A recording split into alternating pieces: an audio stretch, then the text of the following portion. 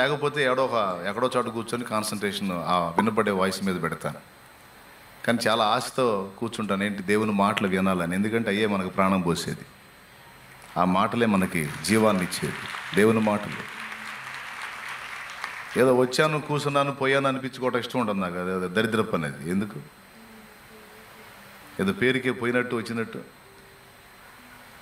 నచ్చదు నాకు. అట్లా అవకాశం ఉంటే సమీపంలో కూర్చొని దైవజనుడి ఫేస్ చూస్తా ఆ వాక్యం వినాలనేది ఆశ. నేను ఆ పనే చేస్తా. అవకాశం దొరికితే మాత్రం దగ్గర కూర్చుంటా. ఒక్కోసారి పోయేటప్పుడు లేట్ అయితే ఆడో శివరేస్తారు, ఆడే కూర్చొని ఇక వాక్యం వింటా. స్పీకర్కి అందుబాటులో కూర్చుంటాను బాగా చక్కగా వినపడాలని.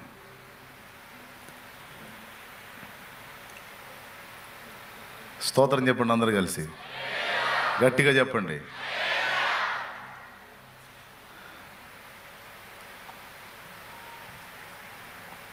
మనం నేర్చుకున్నది దేవుణ్ణి మనం ఘనపరచాలి, దేవుణ్ణి మనం మహింపరచాలి అనే జనుల మధ్యలో. అది నిజమే, అది నిజమే. మీరు బహుగా ఫలించుట వలన పరలోకమందున్న నా తండ్రి మహింపరచబడునని యేసయ్య చెప్పాడు మత్తయి సువార్త 5వ అధ్యాయంలో. జనులు మీ సత్క్రియలను చూచి పరలోకమందున్న నా తండ్రిని మహింపరచునట్లు వారి ఎదుట మీ వెలుగు ప్రకాశించనీయుడి. మీరు బహుగా ఫలించుట వలన నా తండ్రి మహింపరచబడును. ఇతరులు దేవుణ్ణి మయంపరచాలంటే దేవుని పిల్లలమని చెప్పబడుతున్న మన జీవిత విధానం క్రమంగా వారికి కనబడితే అందులో దైవిక ప్రేమ, తగ్గింపు, దీన మనసు, త్యాగం, దయ, దానం, దాతృత్వం, మంచితనం, ఆశను నిగ్రహించుకొని బ్రతకటం మొదలైన శుభ లక్షణాలు మనలో కనబడితే మనకి ఈ లక్షణాలు ఎలా వచ్చినాయి, ఎవరు ఇలా మనల్ని చెక్కింది అని ఆలోచించి మనం ఎవరిని సేవిస్తున్నామో ఆ దేవుణ్ణి అన్యజనులు మహింపరుస్తారు. నిజంగా ఆ దేవుని బట్టే నీకు ఇంత మంచి లక్షణాలు అబ్బినాయి అమ్మా, అబ్బినాయి అయ్యా అని మనల్ని బట్టి దేవుణ్ణి గణపరుస్తారు. అది దేవుణ్ణి మహింపరచటం అంటే. అయితే మన కోరిక అది. మనం మన సమస్త విషయాల ద్వారా దేవుణ్ణి మహింపరచాలనేది మన కోరిక. ఒక సత్క్రైస్తవుడి కోరిక, ఒక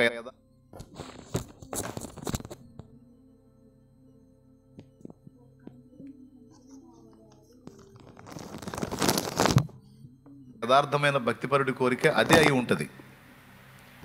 ఏమై ఉంటుంది? నేను ఏ విధం చేతనైనా నా దేవుణ్ణి మహింపరచాలి. ఎందుకంటే నువ్వు ఆయన్ని ప్రేమిస్తున్నావు, దేవుణ్ణి ప్రేమిస్తున్నావు. ఇతరులు దేవుణ్ణి మహింపరచాలంటే దేవుని పిల్లలమని చెప్పబడుతున్న మన జీవిత విధానం క్రమంగా వారికి కనబడితే అందులో దైవిక ప్రేమ, తగ్గింపు, దీన మనసు, త్యాగం, దయ, దానం, దాతృత్వం, మంచితనం, ఆశను నిగ్రహించుకొని బ్రతకటం మొదలైన శుభ లక్షణాలు మనలో కనబడితే మనకి ఈ లక్షణాలు ఎలా వచ్చినాయి, ఎవరు ఇలా మనల్ని చెక్కింది అని ఆలోచించి మనం ఎవరిని సేవిస్తున్నామో ఆ దేవుణ్ణి అన్యజనులు మహింపరుస్తారు. నిజంగా ఆ దేవుని బట్టే నీకు ఇంత మంచి లక్షణాలు అబ్బినాయి అమ్మా, అబ్బినాయి అయ్యా అని మనల్ని బట్టి దేవుణ్ణి గణపరుస్తారు. అది దేవుణ్ణి మహింపరచటం అంటే. అయితే మన కోరిక అది. మనం మన సమస్త విషయాల ద్వారా దేవుణ్ణి మహింపరచాలనేది మన కోరిక. ఒక సత్క్రైస్తవుడి కోరిక, ఒక యథార్థమైన భక్తిపరుడి కోరిక అదే అయి ఉంటుంది. ఏమై ఉంటుంది? నేను ఏ విధం చేతనైనా నా దేవుణ్ణి మహింపరచాలి. ఎందుకంటే నువ్వు ఆయన్ని ప్రేమిస్తున్నావు, దేవుణ్ణి ప్రేమిస్తున్నావు. ప్రేమించినప్పుడు ఖచ్చితంగా ఆ ప్రేమలో కొన్ని లక్షణాలు ఉంటాయి. ఏంటంటే మనం ఎవరినైతే ప్రేమిస్తామో వాళ్ళకి ఏ ఇబ్బంది కలగకుండా చూసుకోవాలనుకుంటాం. రెండవది వాళ్ళని ప్రస్తుతిస్తాం, ప్రశంసిస్తాం. మూడవది వారి గురించి అందరూ మంచిగా అనుకోవాలని కోరుకుంటాం. మనం ప్రేమించే వారిని గురించి నలుగురు, ఇప్పుడు షాలేం రాజు అని అంటే మీకు అభిమానం ఉంది, నన్ను గురించి జనం నలుగురు మంచిగా అనుకోవాలని కోరుకుంటారా, బాగా తిట్టాలని కోరుకుంటారా? మంచిగా అనుకోవాలని కోరుకుంటారు, తిట్టాలని ఎందుకు కోరుకుంటారు కదా? ఒకవేళ ఎవడన్నా నన్ను తిడితే కూడా మీ మనసు గాయపడిపోద్ది. వాడు అందుబాటులో దొరికితే తలా ఒక తన్ను దన్నాలనిపించింది. అవునా? ఎందుకు? మీరు నన్ను ప్రేమిస్తున్నారు కాబట్టి. సో మీకు ఏదైనా ఛాన్స్ వస్తే నా గురించి 10 మందికి మంచిగానే చెప్తారు, ఎందుకంటే మీరు నన్ను ప్రేమిస్తున్నారు కాబట్టి. నా గురించి ఒక శుభకరమైన విషయాలే మీరు 10 మందికి పంచుకుంటారు. ఎందుకు? అలా ఇతరులకు చెప్పి తద్వారా నన్ను ఘనపరచాలనేది మీ అభిలాష. ఎందుకంటే మీరు నన్ను ప్రేమిస్తున్నారు కాబట్టి. అంటే మాట వరుసగా చెప్పాను సుమా. ఏమో నిజంగా ప్రేమిస్తున్నారో ఏడిచేవాళ్ళు అనుకుంటున్నారు, నాకేం తెలుసు, చెబుతున్నాను మాట వరుస. అయితే ఇట్లాగా మనం దేవుణ్ణి ప్రేమిస్తున్నాం కనుక మనం ఏం చేసి కూడా ఆయన్ని మయంపరచాలనే మన హృదయం కోరుకుంటూ ఉంటుంది ఎప్పుడు. ఒక వ్యక్తికి మనం దానం చేసినప్పుడు లేదా ఒక వ్యక్తికి ప్రేమ చూపినప్పుడు ఆ ప్రేమ పొందిన వ్యక్తి దేవుణ్ణి మయంపరచాలనుకుంటాం. ఒకవేళ ఆ వ్యక్తి మనల్ని గనపరిస్తే వెంటనే మనం ఆయనకు ఆపాదిస్తాం. బా అయ్యా ఎంత మంచి బుద్ధి, చాలామందిని చూశాను కానీ ఇలాంటి మంచోడిని చూడలేదయ్యా నేను అని ఎవరైనా నిన్నంటే వెంటనే ఏంటనుకుంటున్నావు మరి అని నువ్వు అనవు. ఎందుకంటే నువ్వు దేవుణ్ణి ప్రేమించే వ్యక్తివి. వెంటనే ఆ మహిమని దేవునికి ఆపాదిస్తావు. ఏమంటావు? నేను మామూలుగా అందరిలాంటి వాడిని అమ్మా, అందరిలాంటి వాడిని అయ్యా, కానీ నాకు ఈ మంచి బుద్ధి ఏదన్నా ఉంది అంటే అది యేసయ్య వల్ల కలిగింది, అది నా పరలోక తండ్రి వల్ల కలిగింది. ఇదంతా దేవుని దయ. ఇదంతా ఎవరి దయ? దేవుని దయ. దేవుడు ఆయన కృపతో నాకు అనుగ్రహించిన ధన్యత, అంతే తప్ప నాదేం లేదు. అప్పుడు ఈ మహిమ ఎక్కడికి పోతుంది? అట్లాగా ఏ కొంచెం ఛాన్స్ వచ్చినా తడుముకోకుండా నువ్వు చేసే పని ఏంటంటే, జనం నిన్ను ఘనపరిస్తే వెంటనే నువ్వు దాన్ని దేవుడికి ఆపాదిస్తావు. ఆపాదించాలి, మనం స్వీకరించకూడదు. అది దేవునిది. నువ్వు నిజంగా దేవుణ్ణి ప్రేమించే వ్యక్తివి కనుక నీకు చెప్పే పనే లేదు. ఎవరు ఏ విధంగా నిన్ను మెచ్చుకున్నా సరే, బా ఎంత బాగా మాట్లాడావు దేవుని మాటలు, నిజంగా బాగుంది అంటే ఆయనది, నాది కాదు. అబ్బా ఎంత బాగా పాడావు దేవుని పాట, అబ్బో నాది కాదు. ఆ స్వరం ఇచ్చింది, ఆ జ్ఞానం ఇచ్చింది ఆయన. ఆయనకే మహిమ. Praise the lord. అట్లాగా దేవుణ్ణి ప్రేమించే వ్యక్తి తనకి ఏది వచ్చినా సరే ముందు దేవుణ్ణి ఆపాదిస్తాడు, దేవునికి ఆపాదిస్తాడు, దేవుని గుర్తు చేసుకుంటాడు, దేవుని గనపరుచుకుంటాడు, దేవుని మయంపరుచుకుంటాడు. తన ప్రార్థన అదే ఉంటుంది, తన హృదయంలో తీవ్రమైన కోరిక కూడా అదే ఉంటుంది. దేవుణ్ణి మయంపరచాలి, దేవుణ్ణి గనపరచాలి, దేవుణ్ణి కీర్తించాలి. అందరూ నన్ను బట్టి దేవుణ్ణే కనెక్ట్ అవ్వాలి అని దేవుణ్ణి ప్రేమించే గుండె అలా కొట్టుకుంటుంది. ఇప్పుడు ఇన్ని ఆకర్షణలు, ఇన్ని ప్రతికూలతలు నిండినటువంటి ఈ ప్రపంచంలో ఉండి ఏ కొంచెం ఘనత వచ్చినా వెంటనే తనకు ఆపాదించుకునేటువంటి మనుషుల మధ్యలో ఉండి సమస్తాన్ని దేవునికే ఆపాదిస్తూ దేవుని మహిమను కోరుతున్న మనం దేవుని చేత నిర్లక్ష్యం చేయబడతామా? దేవుని చేత అశ్రద్ధ చేయబడతామా?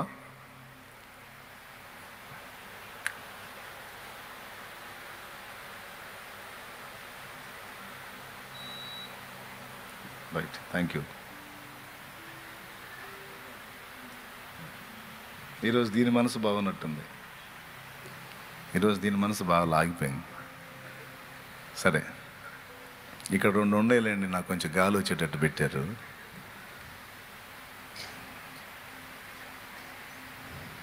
బాగా వినండి. మనం ఆయన్ని ప్రేమిస్తున్నాం కాబట్టి ఏది వచ్చినా, ఏ చిన్న అవకాశం వచ్చినా కూడా ఆయన్ని మయంపరచాలని ఇంతగా మనం కోరుకుంటున్నప్పుడు దేవుడు మనల్ని నిర్లక్ష్యపరుస్తాడా, అశ్రద్ధ చేస్తాడా? పొర్రపాటును కూడా చెయ్యడు. ఇంకా చెప్పాలంటే మనకంటే ఎక్కువగా మనమేమో ఆయన్ని మయంపరచాలని, ఆయన్ని ప్రేమించి ఆయన్ని మయంపరచాలని, ఆయన్ని గనపరచాలని మనం వెతుక్కుంటా ఉంటే ఆయన మనసు చూడు, ఆయన బుద్ధి చూడు. ఆయన తన మహిమను వెతకడట, ఆయన పిల్లలైన మన మహిమను వెతుకుతాడట. దేవునికి మహిమ. ఆయన తన ఘనతను పట్టించుకోడట, తన పిల్లలను ఘనపరచాలని ఇష్టపడతాడట. నాకేం తెలుసు, బైబిల్లో ఉంది, నన్ను ఘనపరచువారిని నేను ఘనపరుస్తానని లేదు. సరే, అది పక్కన పెట్టు. రోమాపత్రిక 8వ అధ్యాయము 29వ వచనంలో, తన కుమారుడు అనేక సహోదరులలో జ్యేష్ఠుడగునట్లు దేవుడు ఎవరిని ముందుగా ఎరిగెనో వారు తన కుమారునితో సారూప్యము గలవారగునట్లు వారిని ముందుగా నిర్ణయించెను. ఆ, మరియు ఎవరిని ముందుగా నిర్ణయించనో ఆ. వారిని పిలిచెను, ఆ. ఎవరిని పిలిచెనో వారిని నీతిమంతులుగా తీర్చెను, ఆ. ఎవరిని నీతిమంతులుగా తీర్చెనో వారిని మహిమపరిచెను. ఆ మాటని మీరు ఎప్పుడైనా ఆలోచించారా? వారిని మహిమపరచెను అని ఉంది. ఎవరిని నీతిమంతులుగా తీర్చాడో వారిని మహిమపరిచాడట. మమ్మల్ని మహిమపరచడం ఏంటి ప్రభువా? మేమంతా కలిసి నిన్ను మహిమపరచాలి కానీ నువ్వు మా మహిమను వెతకటం ఏమిటి? నువ్వు మా ఘనతను వెతకటం ఏమిటి? ప్రిలారా, ఇప్పుడు మీరు 2 వచనాలు చదివారు. ఒకటి మత్తయి సువార్త 5వ అధ్యాయము 14, 15 వచనాలు అనుకోండి.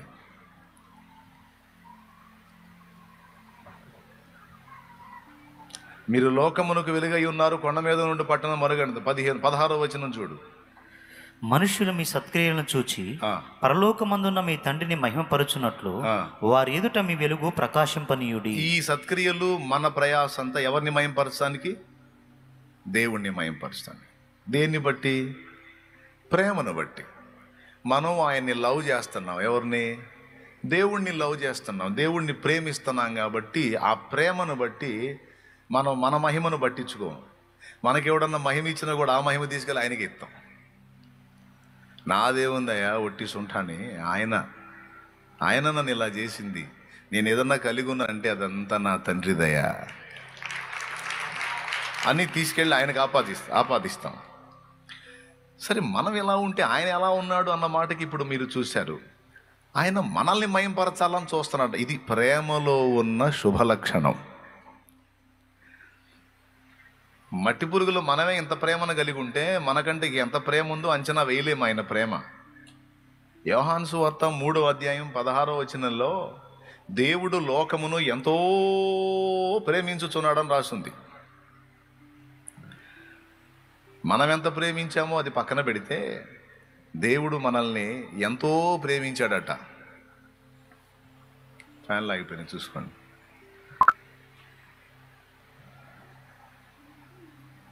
స్తోత్రం చెప్పండి, గట్టిగా చెప్పండి. ఒరే, వాడేం చేస్తున్నాడు? అరే, నువ్వు దాన్ని పట్టుకుని అతుక్కున్నావో లేకపోతే స్విచ్ చేస్తున్నావో నాకు అర్థం కాల. టెన్షన్ వచ్చిందిరా బాబా. ఎవరు లేరంటారా పెద్దోళ్ళు?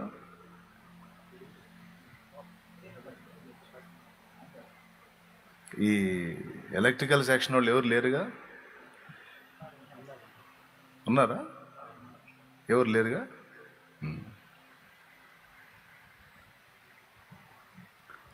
కూర్చున్న వాళ్ళు ఎవరైనా ఈ కరెంటు పని వచ్చిన వాళ్ళు, ఎలక్ట్రికల్ సెక్షన్ తెలిసిన వాళ్ళు ఎవరన్నా ఉంటే కొద్దిగా చూడండి. మా వాళ్ళు రారులే.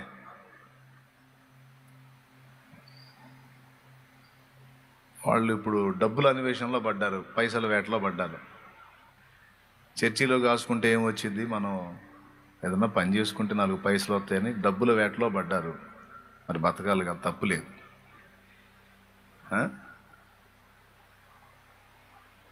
10 మంది విద్యుత్ పరిచారకులు ఉన్నారనుకో, డ్యూటీలు వేసుకోవచ్చు.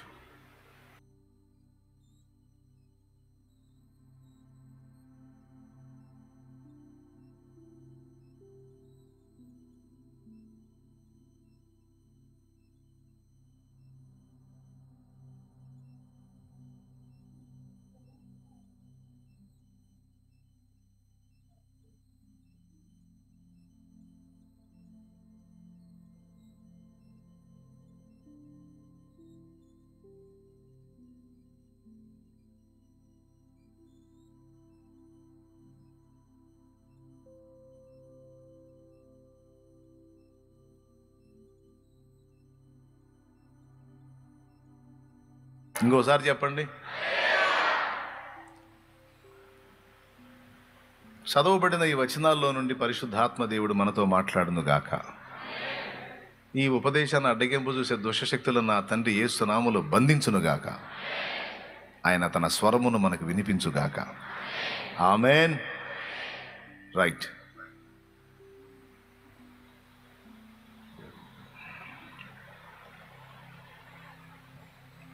ఎటు పోయావు జనార్దన?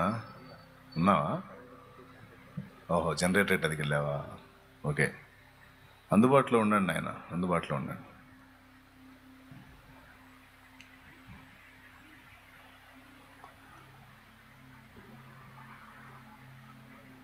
దేవుని కోరిక ఏంటి అనేది కూడా మనం తెలుసుకున్నాం. దేవుడి కోరిక ఏంటంటే, అరే మీరందరూ కలిసి నన్ను మయంపరచాలి రా అబ్బాయి, అమ్మా మీరందరూ కలిసి నన్ను మయంపరచాలి, మీరు నన్ను మయంపరుస్తూ ఉంటే నేను మయం పొందుతూ ఉంటాను, అది సంగతి అని అనేవాడు కాదు ఆయన. నువ్వు ఘనపరిచినా ఘనపరచకపోయినా ఆయన ఘనుడే. నువ్వు ఘనపరిచినా ఘనపరచకపోయినా ఆయన ఘనుడే. ఈ విశ్వ నిర్మాత, ఈ జగద్ రక్షకుడు, ఆయన సార్వభౌముడు. నువ్వు ఘనపరిచినా ఘనపరచకపోయినా కోటాను కోట్ల దూతలు ఆయన ఘనపరుస్తానే ఉన్నారు. సర్వ ప్రకృతి ఆయన్ని సన్నుతిస్తానే ఉంది. అందులో సత్యమెరిగిన నువ్వు కూడా ఆయన్ని ఘనపరచకుండా ఉండలేవు. నీ హృదయం కూడా ఆయన్ని ప్రేమించింది కనుక ఎప్పుడూ ఆయన్ని ఘనపరచాలని ఆశిస్తుంది. ఆయన ఘనత నీ చెవిన పడితే అది నీకెంతో మాధుర్యంగా ఉంటుంది.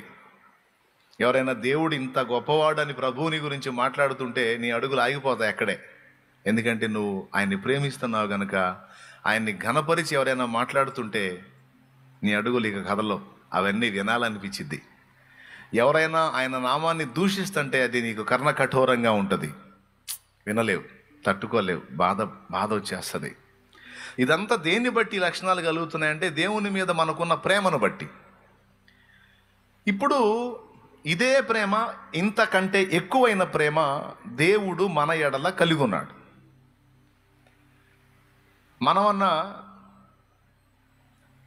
మనమన్నా అప్పుడప్పుడు రుజువు చేస్తాము. కొన్ని సందర్భాల్లో దేవుడైతే ఎల్లప్పుడూ మన ఎడల తన ప్రేమను రుజువు చేస్తానే ఉన్నాడు. మనం ఇంకనూ పాపులమై ఉండగానే, ఏది మంచోళ్ళమై ఉన్నప్పుడు కాదు, మనం పెద్ద మనుషులమై ఉన్నప్పుడు కాదు, మనం ఇంకనూ పాపులమై ఉండగానే, మనం ఇంకా చెడిన స్థితిలో ఉండగానే, మనం ఇంకా తండ్రిని గుర్తించని స్థితిలో ఉండగానే ఆయన తన అద్వితీయ కుమారుని అదిగో ఆ సిలువలో మన కోసము, మన పాపముల నిమిత్తము బలి పశువుగా అప్పగించాడు. ఎప్పుడు? మనం ఇంకా పాపులమై ఉండగానే ఆయన మనలను ప్రేమించి మనం నశించకుండానట్లు, మనం నరకం తప్పించుకునే మార్గం యేసుక్రీస్తు రక్తము ద్వారా మనకు దొరుకుతుంది గనక ఆ యేసుక్రీస్తు దేవుని అద్వితీయ కుమారుడు. ఆ కుమారుణ్ణి మన కోసం బలిగా అర్పించేశాడు. ఆయన రక్తం ద్వారా మనందరికీ రక్షణ మార్గాన్ని చూపించాడు. ఎప్పుడు? మనం మారినప్పుడా, మారక మునిపేనా? మనం మంచివాళ్ళం అయినప్పుడా, లేకపోతే చెడుతనంలో బ్రతుకుతున్నప్పుడేనా? మనం ఇంకా పాపిష్టులమై ఉండగానే, మనం ఇంకా చెడిపోయిన స్థితిలో ఉండగానే, మనం ఇంకా చచ్చిన స్థితిలో ఉండగానే దేవుడు తన ప్రేమ చూపించాడు. చూడండి, మనందరి రక్షణ కొరకు ద్వారాన్ని తెరిచి దారిని వేశాడు. ఏనాటికైనా నా పిల్లలు నా వైపు తిరుగుతారు, తిరిగిన నాడు తండ్రి అంటే ఇదిగో పిల్లలారా రక్షణ మార్గం అని చూపించడానికి నేను ముందే వారికి దారి వేస్తానని డిసైడ్ చేశాడు, దారి వేశాడు.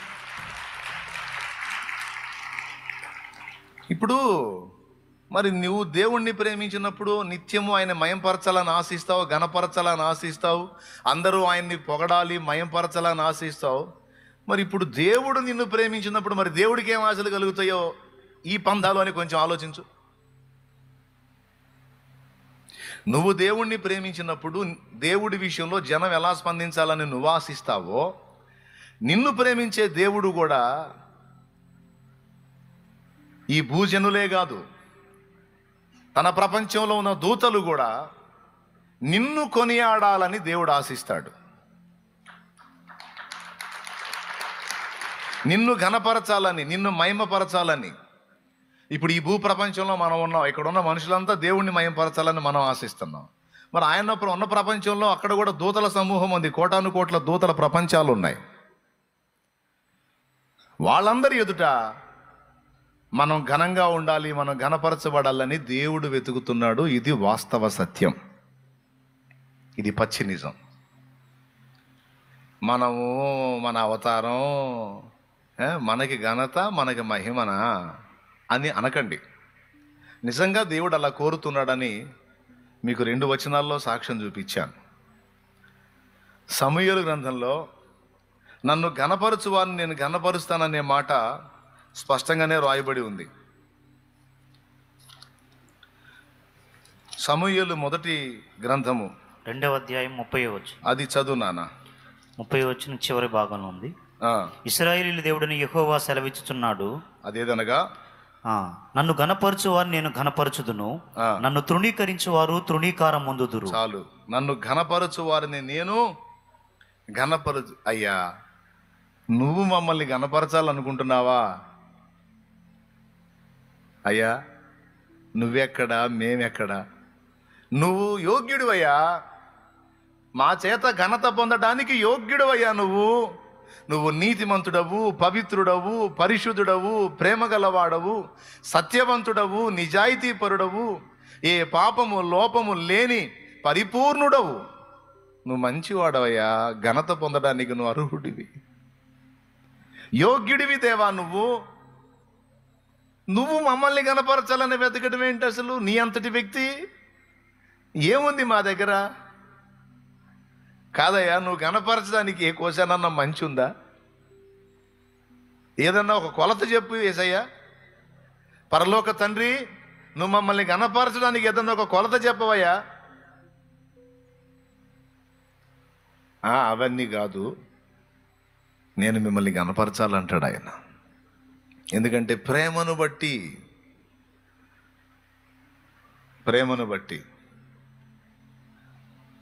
ఇది వాస్తవమే. మన గురించి పరలోకంలో సంభాషణ జరిగిద్ది అంటే మీరు నమ్మగలరా? నిజం అది కూడా. మరి మన గురించి పరలోకంలో సంభాషణ జరిగిద్ది అంటే నమ్మగలరా? నమ్మలేరు, కానీ నమ్మాలి. పనికిమాలిన ఆహాబు గురించే సంభాషణ జరిగినప్పుడు నీ గురించి నా గురించి జరగదా? ఏమండి, ఒకరు చెప్పండి. అహాబు రామోద్గిలాదు మీదకి యుద్ధానికి పోవున్నట్లు అతడిని ఎవరు ప్రేరేపిస్తారు అని పెద్ద మీటింగే పెట్టాడు పరలోకంలో. పరలోక సైన్య సమూహము తండ్రి సింహాసనం చుట్టూ సమకూడి కొందరు ఇలాగున కొందరు అలాగున చెబితే ఒక ఆత్మ ఆయన ఎదుటికి వచ్చి, అహాబు రామోద్గిలాదు మీదకి యుద్ధానికి పోవున్నట్లు నేను అతన్ని ప్రేరేపించేదను అన్నాడు. ఎలా ప్రేరేపిస్తావని అడిగితే, నేను వెళ్ళి వాళ్ళ ప్రవక్తల నోట, అతడు ఎవరినైతే నమ్ముతున్నాడో ఆ ప్రవక్తల నోట అబద్ధమాడు ఆత్మగా కూర్చుంటా పోయి. యుద్ధంలో జయం రాదు, అది నీకు నాకు తెలుసు. కానీ ఆ ప్రవక్తల నోట్లో నేను కూర్చొని యుద్ధంలో నీకు జయం వచ్చిద్దని చెప్పిస్తా. అప్పుడు చచ్చినట్టు పోతాడు వాడే. అలాగూ చేసి నీవు జయం పొందుదుగాక పో అన్నాడు. దేవునికి స్తోత్రం కలుగునుగాక. హల్లెలూయా. ఇప్పుడు చెప్పండి, అహాబు భూమి మీదోడా పరలోకంలో వాడా? పెద్దగా చెప్పాలి. మరి భూమి మీద ఉన్న ఈ మట్టి పురుగును గురించి కోటాను కోట్ల లోకాలను సృష్టించిన సృష్టికర్త సంభాషించడం ఏమిటి? సరే, ఏబు సంగతి చెప్పండి. ఏబు ఒక సామాన్య మానవుడు, మట్టి పురుగా కాదా? నీతో పాటు నాతో పాటు ఒక సామాన్య మానవుడే కదా. కానీ ఏబు గురించి సాతాను ముందు ఎత్తాడా లేదా? చెప్పండి. ఏమని? ఏబును ఘనపరిచి మాట్లాడతాడు. అతడు న్యాయవర్తనుడును, యథార్థవంతుడును, యెహోవా యందు భయభక్తులు కలిగి చెడుతనం విసర్జించిన వాడును అయి ఉన్నాడు. భూమి మీద అలాంటి వాడు ఇంకొకడు? అంత పెద్ద దేవుడు ఈ చిన్న ఏబుని గురించి మాట్లాడటం ఏమిటి? సరే, వదిలేసేయండి. దానియేలు మనుషుడా కాదా? మట్టిపురుగా కాదా? నీలాంటి నాలాంటి వ్యక్తే కదా. కానీ దానియేలు గురించి గాబ్రియేలుతో మాట్లాడుతున్నాడు. గాబ్రియేలు, వెళ్ళు, నాకు బహుప్రియుడైన దానియేలు అదుగో సాష్టాంగపడున్నాడు. తన ప్రార్థనకు జవాబివ్వమని నా దాసుడు కోరుతున్నాడు. దానియేలు అంటే నాకు బహుప్రియుడు, తెలుసు కదా నీకు. పోయి ఆ దర్శన భావం నా దాసుడైన దానియేలుకు, బహుప్రియుడైన దానియేలుకు బయలుపరచవయా పో అని గాబ్రియేలుని పంపించాడు. ఎవరిని గురించి మాట్లాడుతున్నాడు అక్కడ? దానియేలుని గురించి. యెహోవా యందు భయభక్తులు గలవారు ఒకరితోనొకరు మాట్లాడుకొనుచుండగా ఆయన చెవియొగ్గి ఆలకించెను అని రాసుంది. అంతేకాదు, ఆయన సముఖమున జ్ఞాపకార్థముగా ఒక గ్రంథము కూడా రాయబడుతుంది అన్నాడు. దేవుని ప్రేమించేటువంటి భక్తిపరులు ఒకరితో ఒకళ్ళు దేవుని గురించి మాట్లాడుకుంటుంటే దేవుడు విని ఆ మాటలను గ్రంథస్థం చేయిస్తాడట. ఎందుకంటే మాట్లాడుకుంటున్న వాళ్ళు సామాన్యులు కాదు, మనోనేత్రాలు వెలిగించబడిన వాళ్ళు, భూమి మీద దేవుని పిల్లలు. దేవునికి మహిమ. ఇంకా చాలా ఉన్నాయి. మళ్ళీ గాబ్రియేలుకే చెప్పి పంపిస్తాడు మరియమ్మకు సువర్తమానం అందించమని. మళ్ళా గాబ్రియేలుకే చెప్పి పంపిస్తాడు జకర్యాకి బాప్తిస్మం ఇచ్చి యోహాన్ అనే కొడుకు పుడతాడు, చెప్పవయా పోయి అని. ఇంత మనుషులతోనే డీల్ చేస్తున్నాడు అన్ని విషయాలు. యేసు పుట్టినప్పుడు దూతకు చెప్పాడు పోయి గొర్రెల కాపర్లకు తెలియజేయమని. ఇవన్నీ మనకు తెలిసినయే. ఇదంతా మనుషుల గురించి పరలోకంలో డిస్కషన్ జరుగుతుంది. మనుషుల గురించి అంటే నిన్ను గురించి, నన్ను గురించి అక్కడ మాట్లాడుకుంటున్నారు. ఇది నమ్మాలండి, ముమ్మాటికి నమ్మాలి. ఇది వాస్తవం. ఇంకా చెప్పాలంటే మారు మనసు అక్కరలేని 99 నీతిమంతుల విషయమే కలుగు సంతోషం కంటే మారు మనసు పొందే ఒక్క పాపి విషయమై పరలోకంలో ఎక్కువ సంతోషం కలుగునని యేసయ్యే చెప్పాడు. అంటే భూమి మీద ఒక పాపాత్ముడు లేక పాపాత్మురాలు మారు మనసు పొంది తండ్రి వైపు తిరిగితే, దూతలారా సంతోషించి ఆనందించండి, ఈరోజు భూమి మీద ఉన్న నా పిల్లలలో ఒక బిడ్డ నన్ను తెలుసుకొని నా వైపు తిరిగాడు, నా వైపు తిరిగింది అని అక్కడ పండగ ప్రకటిస్తాడట. సంతోషించండి, ఇంకా ఎప్పటికంటే ఎక్కువ సంతోషించండి అని చెప్తాడట. తప్పిపోయిన కుమారుడు తిరిగి వస్తే తండ్రి ఏం చేశాడండి? పట్టుకొని 4 బాదాడా?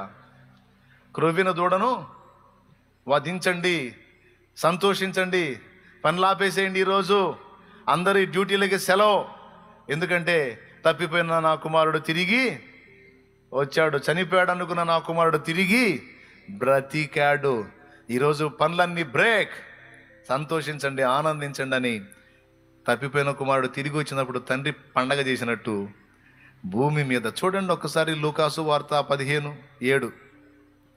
అటువలే మారు మనసు అక్కలని 99 నీతిమంతుల విషయమై కలుగు సంతోషము కంటే మారు మనసు పొందు ఒక పాపి విషయమై పరలోకమందు ఎక్కువ సంతోషము కలుగును. ఎవరు చెప్పారు ఈ మాట? సాక్షాత్తు యేసయ్య. దీన్ని బట్టి మీ అందరికీ ఏమర్థం కావాలంటే, మన గురించి దేవుడు దూతలతో మాట్లాడుతున్నాడు. మన గురించి దేవుడు అక్కడ సంభాషణలు జరుపుతున్నాడు. కానీ మన విషయంలో మనకున్న ఫీలింగ్ ఏంటో మనకు తెలుసు. మన విషయంలో మనకున్న ఫీలింగ్ ఏంటంటే, నేను ఒక వేస్ట్ గాడిని, నేను ఒక వేస్ట్ గత్తెని, నాది ఒక బతుకేనా, నా గురించి ఆలోచించే వాళ్ళు ఎవరన్నా ఉన్నారా, అసలు నా గురించి బాధపడేవాళ్ళు కనీసం అయ్యో అనేవాళ్ళు ఎవరన్నా ఉన్నారా, నా బతుకు ఎందుకు బతకాలి, ఇది ఒక దరిద్రపు జీవితం, ఎవరి ప్రేమకు నోచుకొని దిక్కుమాలిన జీవితం, ఎప్పుడూ అగచాట్ల మారి జీవితం, సుఖము సంతోషం ఆనందం లేని పనికి మాలిన పాపిష్టి జీవితం, ఏందో ఈ బతుకు, అందరికీ అందరూ ఉన్నారు, నాకే ఎవరు, అందరిని అర్థం చేసుకుంటున్నారు, నన్ను ఎవడో. ఇదంతా మన ఏడుపు, అవునా కాదా? కాదా? మరి ఇప్పుడు ముందు చెప్పిన మాటలను బట్టి ఇప్పుడు ఏమంటావు? మరి ముందు చెప్పిన మాటలను బట్టి ఏమంటావమ్మా? ఎవరు నీ గురించి ఆలోచించరా, ఎవరు నీ గురించి చింతించరా, ఎవరు నీ గురించి పట్టించుకోరా, ఎవరు నిన్ను ప్రేమించరా, ఎవరు నిన్ను అర్థం చేసుకోరా. అయ్యయ్యయ్యో, నిన్ను ప్రేమించి నీ కోసం తన ప్రియమైన కుమారుని బలి ఇచ్చిన పరలోకపు తండ్రి నీ కోసం అక్కడుండి చూస్తున్నాడు నిన్ను.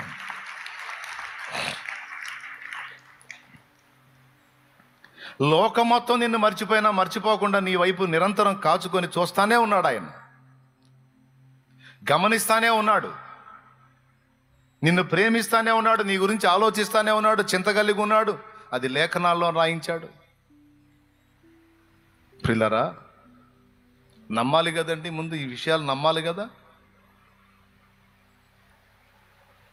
ఆయనను పట్టించుకోని స్థితిలో ఉన్నప్పుడే నిన్ను వెంటాడాడే, ఆయన్ని పట్టించుకోని స్థితిలో ఉన్నప్పుడే ఎన్నో సందర్భాల్లో మరణకరమైన అపాయాల నుంచి నిన్ను కాపాడాడే, ఆయన్ని పట్టించుకోకుండా లోకానుసారిగా తిరుగుతున్నప్పుడే నిన్ను వెంటాడి నిరంతరం నిన్ను కాచుకున్నాడే, కాపాడుకున్నాడే. మరి ఈరోజు ఆయన వైపు తిరిగి ఆయన్ని ప్రేమించి ఆయన్ని హత్తుకొని ఆయన మహిమను వెతుకుతున్న ఈ దినాన నిన్ను అశ్రద్ధ చేస్తాడా దేవుడు? అలా అనుకోవచ్చా? అది బుద్ధిహీనత కదూ? అది బుద్ధిహీనత కాదా? అవునా? 100% అది బుద్ధిహీనత, పొరపాటు. ఎప్పుడన్నా నాకు ఆ బాధ కలిగినప్పుడు దేవుడు నాతో మాట్లాడిన మాటలు ఇవే: నా కుమారుడా, ఎవరో పట్టించుకోలేదు, ఎవరో నా గురించి ఆలోచించట్లేదు, మరి ఎవరు నన్ను అర్థం చేసుకోలేరు, అందరూ జూనియర్స్, పిల్ల బ్యాచ్ అయిపోయారు అందరూ. ఎవరు వచ్చినా నా నుంచి ఒక మాట పొందగోరుతారు, కానీ నాతో సమవుజ్జిగా మాట్లాడేటువంటి అంతస్తులో లేరు అని కొంతమందిని గురించి నువ్వు బాధపడుతున్నావు రబ్బాయే. మరి నీ గురించి నేను ఉన్నాను కదా, నీ గురించి ఆలోచించేదానికి, ఆలోచన చెప్పేదానికి, సంభాషించేదానికి, నువ్వు మాట్లాడుకోవడానికి, నీతో నేను మాట్లాడుకోవడం నేను సిద్ధంగా ఉన్నాను కదా, నేను ఉన్నాను కదా, ఎందుకు నువ్వు అట్లా ఇబ్బంది పడతావు అని ఆయన నాతో మాట్లాడినప్పుడు పాడుకున్న పాట అది. మనుషుల మనసులలో ఏ చోటు లేకున్నా మంచిదైన నీ మదిలో నాకు చోటునిచ్చావు. మనుషుల మనసులలో ఏ చోటు లేకున్నా మంచిదైన నీ మదిలో నాకు చోటునిచ్చావు. పలుకరించు వారెవరు నాదరికి రాకున్నా నన్ను పలుకరించగా పరితపిస్తూ ఉంటావు. కంటి పాపలా నన్ను కాపాడుకుంటావు, కంటి పాపలా నన్ను కాపాడుకుంటావు. చంటి పాపలా నన్ను చంకనెత్తుకుంటావు, చంటి పాపలా నన్ను చంకనెత్తుకుంటావు,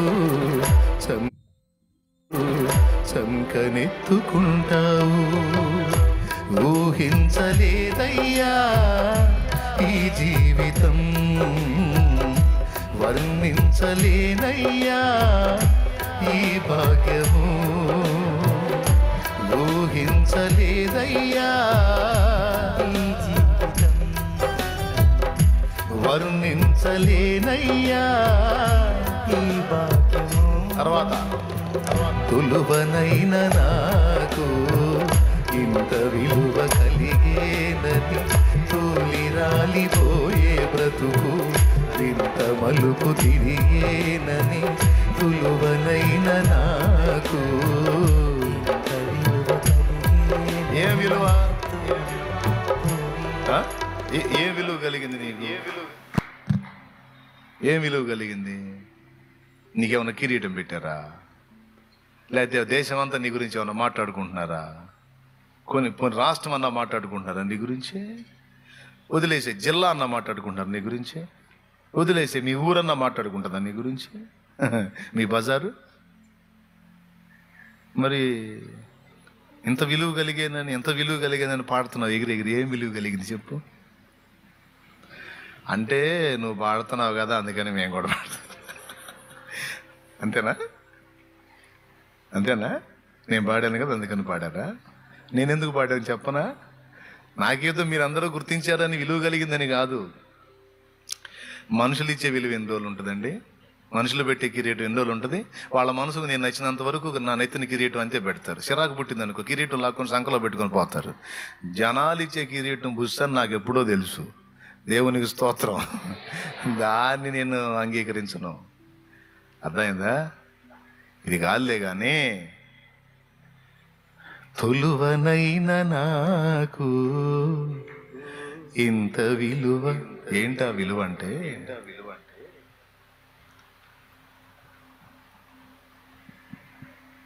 దేవుని కొడుకు అయ్యే విలువ. నీ విలువ ఏంటో తెలుసా? దేవుని కూతురు అయ్యావు, అది నీ విలువ. ఎప్పుడైతే కొడుకు అయ్యావో, ఎప్పుడైతే కూతురు అయ్యావో, మళ్ళీ ఇక్కడ మనం ఈగలు తోలుతానే ఉన్నాం. కానీ పరలోకంలో మనల్ని ఎలా చూస్తారో తెలుసా? రాజకుమారుడు, రాజకుమార్తె.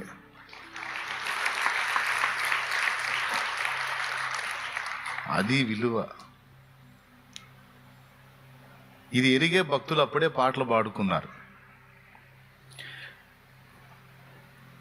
తనువు బలిపేటెను మాయన్న, తప్పుల్ విడగొట్టెను మా తండ్రి, మనసులో సాక్ష్యమిట్లున్నా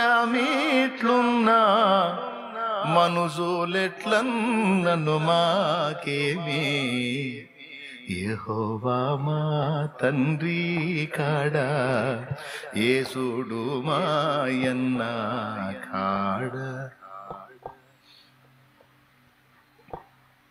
ఎంత అద్భుతమైన పాట! మన పుట్టిల్లేది పాడాలి. ఏంది మీరు? మోక్ష నగరు మా పుట్టిల్లు, ముఖ్య దూతల్ మా స్నేహితులు. ఏంటి దూతలు స్నేహితులు నీకు? ఏంటి దూతలే, అది కూడా ముఖ్య దూతలు. మరి ఏందనుకుంటున్నా మరి మన కెపాసిటీ? మారు మనసు పొంది బాప్తిస్మం పొంది పరమ విభు జీవ గ్రంథమందు పేరు సంపాదించిన నాడు నా పేరు పక్కన ఏమని రాశాడో తెలుసారా పిచ్చోడా? దేవుని కుమారుడు, దేవుని కుమార్తె అని రాసేశాడురా. మారు మనసు పొంది పాపక్షమాపణ నిమిత్తమై బాప్తిస్మం పొంది ఎప్పుడైతే నేను ఆయన యందు విశ్వాసం ఉంచుచున్నాను అని సాక్ష్యం రూఢి చేశానో అప్పుడు ఎక్కిందిరా నా పేరు. అక్కడ ఏమని ఎక్కిందో తెలుసా? దేవుని కొడుకు. అది ఇప్పుడు రాజ్యంలోని పౌరులు రాజుగారి గురించి మాత్రమే కాదు, రాజుగారి కొడుకు కూతురు గురించి కూడా మాట్లాడుకుంటారా లేదా? చెప్పండి. రాజుగారి కొడుకు పేరు ఏం పేరు? వెంకట సుబ్బయ్య. ఏమి? రాజుగారి కొడుకు యువరాజు, రాజుగారి కూతురు అది. ఇంకా వాళ్ళ పేర్లున్న పేర్లతో పిలవరు. యువరాజా వారు, యువరాణి వారు. అసలు దెబ్బల మీద తిరిగే మనకి ఎంత ధన్యత ఇచ్చాడండి దేవుడు. దీనులను పైకెత్తువాడు, పెంట కుప్పల మీద నుండి బీదలను పైకెత్తువాడని రాసుంది కాదా? అవునా? ప్రజెంట్ ఈ భూమండలం ఎలాంటిదండి? పౌలు ఏమని చెప్తున్నాడు? లోకంలో ఉన్నదాన్ని నేను ఏదేది ఘనమో దాన్ని అంతా నేను ఎలా ఎంచుకున్నాను అన్నాడు. పెంటతో సమానంగా. అలాంటి కుప్ప ఇది. ఈ కుప్ప మీద నుండి పైకి లేవనెత్తువాడని ఆయనకి పేరు. బీదలను, దీనులను పైకి.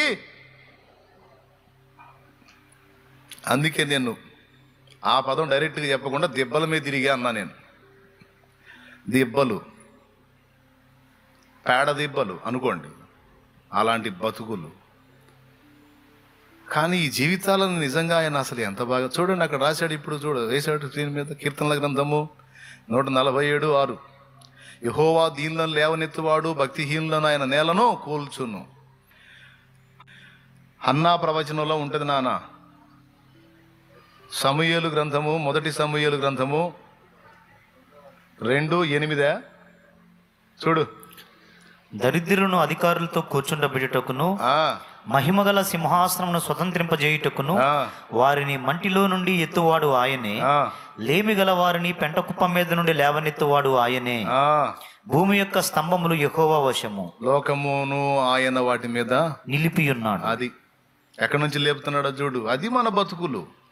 కానీ అలాంటి జీవితాలను గురించి ఎక్కడ కనపరుస్తున్నాడు? పరలోకంలో దూతలు. మరి దూతలు అక్కడ మనల్ని ఏమని మాట్లాడుకుంటున్నారో తెలుసా? దేవుని పిల్లలు, యువరాజా వారు, యువరాణి వారు.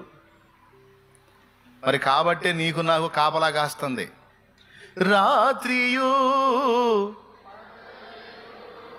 పాదములకు రాయి. జంతువులు కాపలా కాస్తున్నారా? చేపలకి, కుక్కలకి. మరి ఎవరి కాపలా కాస్తున్నారు దూతలు? చెప్పండి పెద్దగా. ఎవరికి? ఎందుకని? ఏందబ్బా నీ గొప్పతనం? దూతలు ఎక్కువ, నువ్వెక్కువ? ఒక దూత నైట్ అర్ధరాత్రి పూట ఒక దూత నిలబడితే ఆ మొత్తం పట్టపగుల్లా కనపడిద్ది. మరి నువ్వు నిలబడి చీకట్లో, నువ్వు నిలబడి చీకట్లో నువ్వు కనపడతా? నీకు కనపడతావు నువ్వు, కానీ దూత నిలబడితే మరి మొత్తం పట్టపగుల్లా కనపడిద్ది. ఒక మెరుపంత ప్రకాశం కలిగి ఉంటారు దూతలు. వాళ్ళు రెక్కలతో ఎగురుతారు, నువ్వు ఎగురు. వాళ్ళు చాలా సుందరంగా అందంగా ఉంటారు, నువ్వు ఎట్టున్నా అద్దంలో చూసుకో. దేవునికి స్తోత్రం, హల్లెలూయా. మంచి ముఖవర్చస్సు, మంచి దేహదారుఢ్యం, మంచి వర్ణం కలిగి ఉంటారండి. మనం చూసుకుందాం బండి అద్దం ముందు. ఎప్పుడో బార్బర్ షాపు పోయినప్పుడు చూసుకుంటాం, ఎందుకు విడిగా చూస్తే ప్రమాదం అని. అప్పుడంటే తప్పదు కాబట్టి పోయి అద్దం ముందే కూర్చోవాలి కాబట్టి అప్పుడు చూసుకుంటాం. కానీ ఆశ్చర్యం, అంత గొప్ప దూతలు కూడా వచ్చి నీకు పరిచారం చేయటం ఏంటి తల్లి? నీకు చుట్టూ ఉండటం ఏందమ్మా? నువ్వు బయలుదేరితే, నీ బైక్ బయలుదేరితే నీ చుట్టూ నీ కనపడకుండా దూతలు బయలుదేరటం ఏంటి? నువ్వు కాలినడకని రోడ్డు మీద పరిశుద్ధ గ్రంథం చేత పట్టుకుని అట్ట కదలంగానే నీ చుట్టూ దూతల ప్రాకారం ఏంటి? మరి ఆ ప్రాకారం లేకపోతే ఎప్పుడు అవుట్ నువ్వు. ఎందుకంటే నువ్వు దేవుడి కొడుకువి, కూతురివి అయినందున, కుమార్తెవి, కుమారుడు అయినందున నీకు ఆధిక్యత ఎంత లభించిందో ప్రమాదం కూడా అంతే వచ్చింది. ప్రమాదం ఏంటంటే శత్రువుకి ఈర్ష కలిగింది నీ మీద. బాబా ఉచితంగా కొట్టేశారు కదరా. కేవలం విశ్వసించుట ద్వారా ఎగ్దం సింహాసనాన్ని కొట్టేశారు కదరా. ఆయన కొడుకు కూతురై ఆధిక్యతను కొట్టేశారు కదరా. మిమ్మల్ని జారనిస్తాను అక్కడికి పొరపాటును కూడా అని మనల్ని ఎనీ టైం దెబ్బ కొట్టడానికి, ప్రాణమైన తీయడానికి శత్రువు నిరంతరం ఆవరించినందుననే దూతల కాపుదల మనకు ఏర్పరిచాడు దేవుడు. ఎందుకు? వారు నా పిల్లలు అయ్యారు, ఫలానా వాడు నా కుమారుడు అయ్యాడు, ఫలానా అమ్మాయి బాప్తిస్మం పొంది నా కుమార్తె అయింది, వారి జన్మ కర్మ పాపాలు కడుక్కున్నారు, నా యందు విశ్వాసం ఉంచారు, విశ్వాసమును బట్టి నా కుమారుడు కుమార్తె. యోహాను సువార్త 1వ అధ్యాయము 12వ వచనం, తన్ను ఎందరు అంగీకరించిరో. చూడండి ఒకసారి, యోహాను సువార్త 1వ అధ్యాయము 12వ వచనం. తన్ను ఎందరు అంగీకరించిరో వారందరికీ, అనగా 1:12 తీసావా? చూడు, అనగా తన నామమునందు విశ్వాసం ఉంచిన వారికి దేవుని పిల్లలగుటకు ఆయన అధికారం అనుగ్రహించారు. అది సంగతి. ఆయన యందు విశ్వాసం ఉంచుట అంటే మారు మనసు పొంది పాప క్షమాపణ నిమిత్తం బాప్తిస్మం పొంది దేవుని వారగుట. అలా దేవుని వారైన వాళ్ళందరికీ కూడా దేవుని పిల్లలగుటకు ఆయన అనుగ్రహించాడట అధికారం. కాబట్టి ఇప్పుడు విశ్వాసమును బట్టి పొందిన రక్షణను బట్టి మనం అందరం ఎవరిని? ఇప్పుడు సెక్యూరిటీ రాజుగారికే ఇస్తారా, రాజుగారి సంతానానికి కూడా ఇస్తారా? పెద్దగా చెప్పాలి మరి. సంతానాన్ని వదిలేస్తారా? ముఖ్యమంత్రి గారికి పిల్లలు కూడా ఇస్తారా? ఆ కుటుంబానికి కూడా ప్రొటెక్షన్ ఇస్తారు. ఎందుకంటే శత్రువులు వాళ్ళ మీద కూడా దాడి చేయొచ్చు. అలాగే ఆ దూతలు మనకు కూడా భద్రతా వలయమై ఉంటారట. అందుకే చాలాసార్లు నువ్వు మిస్ అయ్యావు సావు చేతిలో. నువ్వు అనుకుంటావు జస్ట్ మిస్ బ్రదర్ అని, జస్ట్ మిస్గా తప్పించారు వాళ్ళు. త్రుటిలో తప్పిందన్నా, లేకపోతే అవుట్ అన్నా. ఎలా తప్పింది? నువ్వు తప్పించుకోవాలా? నీకు దేవుడిచ్చిన కాపుదల, భద్రత, దూతల కాపుదల, ఆ దూతలు తప్పించారు నిన్ను, నీకు అర్థం కాకుండా. మరి ఏందనుకున్నా? పాటలు పాడటం కాదు, అందులో ఉన్న మాటలు గుర్తు చేసుకోవాలా, అర్థం చేసుకోవాలా. రాత్రియు పగలును పాదములకు రాయి తగులకుండా, రాత్రియు పగలును పాదములకు రాయి తగులకుండా, మనకు పరిచర్య చేయుట కొరకై, మనకు పరిచర్య చేయుట కొరకు దేవదూతలు మనకుండగా, దేవదూతలు మనకుండగా. అన్నా అంటే ఇప్పుడు మన చుట్టూ దేవదూతలు ఉన్నారంటావా? అంటావా? ఏం నిజంగా ఉన్నారు? ఒక్కడన్నా కనపడ్డేంది నాకు? ఒక్కడన్నా కనపడు, ఒక దూత అన్నా కనపడ్డేంది? అడగండి. అడిగారా? నేను జవాబు చెబుతా. దూత కనపడ్డాడు అనుకో, ఇక నువ్వు అన్ని పనులు ప్రశాంతంగా చేసుకోలేవు. అర్థం కాలేదా? దూతలు నీ చుట్టూ ఉన్నట్టు నీకు కనపడ్డారు అనుకో, బాత్రూంలో కూడా ప్రశాంతంగా బాలేవు,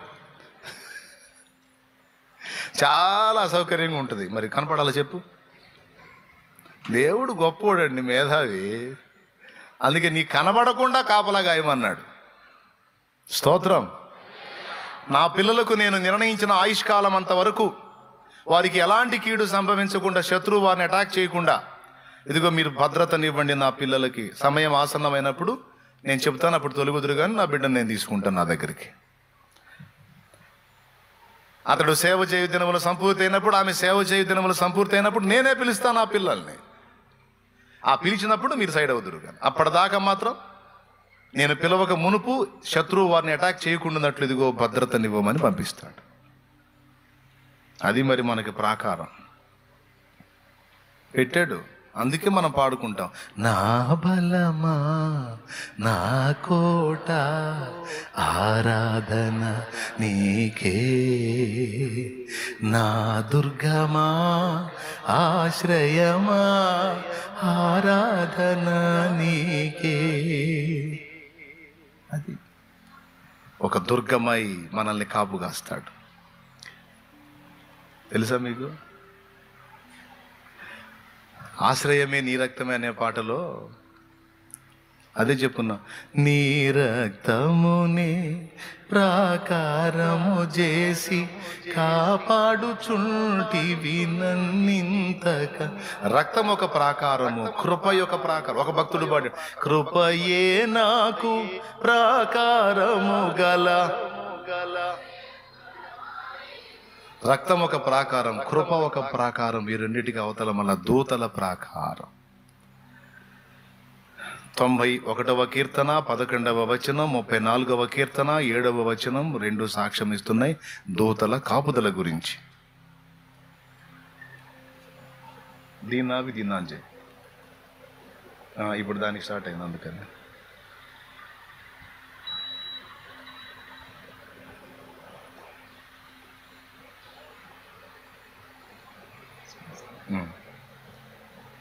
వచ్చింది కొద్దిగా దాన్ని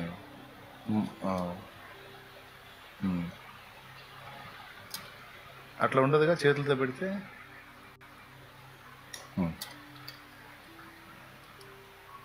సరేలే. యెహోవా యందు భయభక్తులు గలవారు చుట్టూ ఆయన దూత కావలి ఉండి వారిని రక్షించును. 34:7. 91:11. నీ పాదమునకు రాయను తగలకుండా ఆయన నిన్ను గూర్చి తన దూతలకు ఆజ్ఞాపించిన వారు నిన్ను తమ చేతులతో ఎత్తి పట్టుకొందురు. ఎందుకని దూతలు స్పెషల్గా నిన్ను కాయటం ఏంటి? హెబ్రీ పత్రిక ఒక్కసారి తీయండి బైబిల్ ఉన్నోళ్ళు. అందులో క్లియర్గా మొదటి అధ్యాయము, హెబ్రీ పత్రిక 1వ అధ్యాయము 13, 14 వచనాలు చూడు. అయితే నేను నీ శత్రువులను నీ పాదములకు పాదపీఠముగా చేయి వరకు నా కుడి పార్శ్వమును కూర్చుండుము అని దూతలలో ఎవని గూర్చి అయినా ఎప్పుడైనాను చెప్పానా? ఈ దూతలు ఎవరు? చదువు. వీరందరూ రక్షణయను స్వాస్థ్యము పొందబోవు వారికి, అంటే మనకి పరిచారము చేయుటకై పంపబడిన సేవకులైన ఆత్మలు కారా? ఆహా, వాళ్ళు ఆత్మరూపులుగా ఉన్నారు మన చుట్టూ, అందుకు కనపడరు. ఏ రూపంతో ఉన్నారు? ఆత్మరూపులై ఉన్నారు. ఆత్మలు మనల్ని అటాక్ చేయకుండా సేవ్ చేస్తూ ఉన్నారు. కనపడమంటే చెప్పు, ప్రార్థన చేసుకో, కనపడతారు. ఇంకప్పుడు నీకు ప్రశాంతత ఉండదు. దేవునికి స్తోత్రం. వద్దులేని ఆయన కనపడకుండానే కాపలాగా మనం. ఎంతటి ఆధిక్యత, ఏమిటా విలువ? ఇదే విలువ. ఇప్పుడు వాడు తులువనైనా ఇంత విలువ. ఏం విలువ అంటే అక్కడ ఉంది నీకు విలువ. ఈ లోక రాజ్య సంబంధులు నిన్ను గుర్తించకపోవచ్చు, గౌరవించకపోవచ్చు, గణపరచకపోవచ్చు, తిట్టొచ్చు, దూషించవచ్చు, ఇబ్బంది పెట్టవచ్చు, చాలా తేలిగ్గా నిన్ను మాట్లాడవచ్చు. కానీ నీ ఆధిక్యత వాళ్ళకి తెలియదు. విశ్వాన్ని ఏలేటువంటి దేవుని కొడుకు కూతురు నువ్వన్న సంగతి వాళ్ళకి తెలియచావదో. అందుకే చాలా చాలా చులకనగా నిన్ను మాట్లాడుతూ ఉన్నారు. దేవుడు నవ్వుకుంటా ఉన్నాడు. దేవుడు నవ్వుకుంటా ఉన్నాడండి. ఎందుకంటే నువ్వెవరో ఆయనకి తెలుసు, దూతలకు కూడా తెలుసు, ఈ భూమి మీద ఉన్న దరిద్రులకు తెలియదుగా. దావీదు చిన్నతనాన్ని ఊహించండి. ఆడతా పాడతా రోడ్డు మీద తిరుగుతున్నప్పుడు వాళ్ళు వీళ్ళు రే దావీదు ఇటారా అని ఆ పని ఈ పని చెప్పుంటారుగా. దావీదుకి చెప్పుండరా? పెద్దగా చెప్పండి. వాళ్ళు వీళ్ళు అరిచుంటారు కదా. ఫ్యామిలీ మెంబర్స్ కూడా దావీదుని చాలా చులకనగా మాట్లాడారు కదా.